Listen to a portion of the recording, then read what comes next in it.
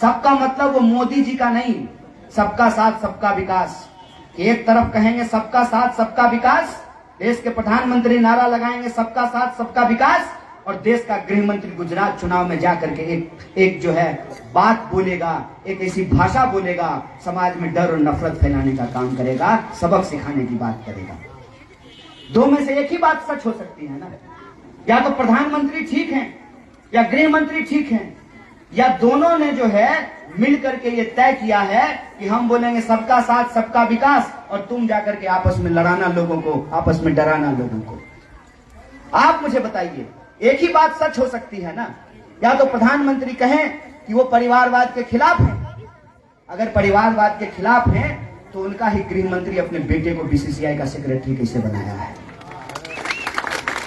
आज हमारे सामने इस चुनाव के दौरान ये समझने की जरूरत है कि हमारे मुद्दों को गायब कैसे कर दिया गया है, कैसे ये सवाल राजनीतिक विमर्श से गायब कर दिया गया है कि गुजरात में सबसे महंगी बिजली खरीदनी पड़ रही है, सबसे ज्यादा प्रश्न पत्र लीक हो रहे हैं, पेपर लीक हो रहा है, महंगाई आसमान छू रही है, 400 का सिलेंडर 1000 में मिल रहा है। प्रधानमंत्री भाषण देते हैं कि मैं 2-3 किलो गाली खाता हूं।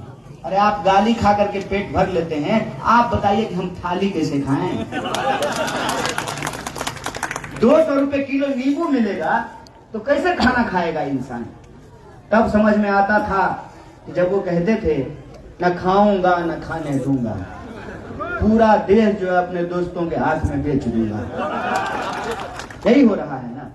और जो इसके खिलाफ बोलता है उसको पहले डराते हैं, डरता नहीं है तो खरीदने की कोशिश करते हैं, बिकता नहीं है तब झूठे मुकदमे लगा करके ईमानदार लोगों को जेल में बंद करके आवाज को बंद करने की कोशिश करते हैं। हमने इस दौर के अंदाज निराले देखे, फैसला कत्ल का कातिल के हवाले। इसीलिए ये गंभीर समय है, और इस गंभीर समय में जितनी गुजराती मुझे समझ में आई है, जिग्नेश ने शायद आप लोगों को ये कहा है कि ये प्रयोग करने का वक्त नहीं है। जब युद्ध चल रहा हो और आप बॉर्डर पे खड़े हो, तब ये फैसला लेकर के डिस्कशन नहीं करेंगे कि कौन सी बंदूक से कौन सी गोली निकलेगी। अब हाथ में जो है उससे ही लड़ो। तो ये प्रयोग करने का वक्त इसलिए नहीं है कि मैं सीधी से एक बात आपको कह देता हूं, जो गद्दारी करके गया है, अगर वो चुनाव जीत गया और जो ईमानदारी से लड़ रहा है, जिसके लिए चुनाव और एमएलए बनना कैरियर नहीं है, सच की आवाज बुलंद करना उसके लिए जरूरी है, अगर वो चुनाव हार गया तो याद रखिएगा आने वाले लंबे समय तक सत्ता के सामने कोई लड़ने का हिम्मत नहीं करेगा।